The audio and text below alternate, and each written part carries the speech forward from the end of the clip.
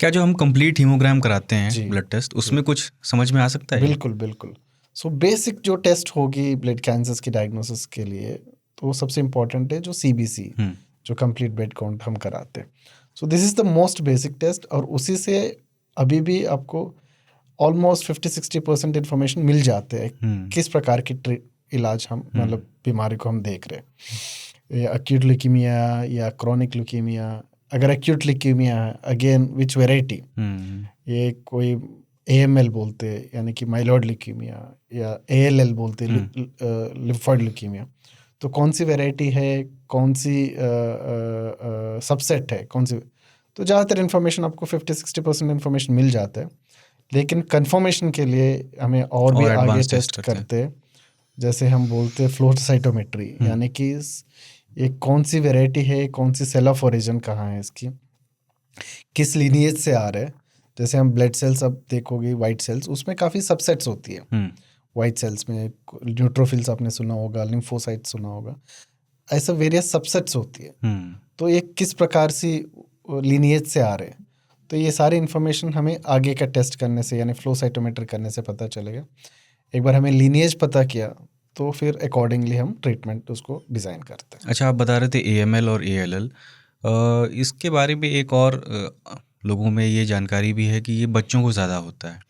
AML और ALL कैसे अलग है? इसमें से बच्चों को कौन सा होता है ल्यूकेमिया, और यूथ को कौन सा होता है?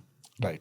So most paediatric blood cancers यानी कि जो बच्चों में जो होता है, अराउंड 90% जो होता है ALL, यानी कि एक्यूट लिम्फोइड ल्यूकीमिया ALL होती है। और ALL ज़्यादातर बच्चों में होता है, ज़्यादातर।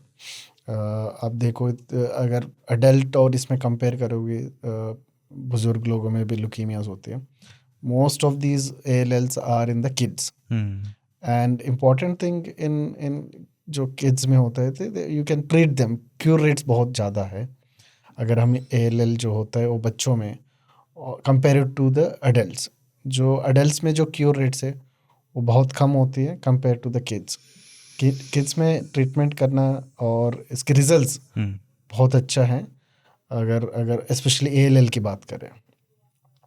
तो इसमें क्या सिम्टम्स सर बच्चों और बड़ों में अलग अलग होते हैं, ऐसा कुछ है?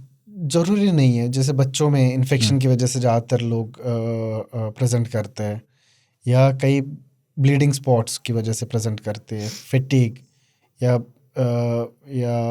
रिसेंट कई चोट लगी उनको ब्लीडिंग हो रहा है, एक्सेस ब्लीडिंग हो रहा है, then you do a blood test, कई बार ऐसा भी पता चलता है। ज़रूरी नहीं कि एक ही सिम्टम से लोग प्रेजेंट करें।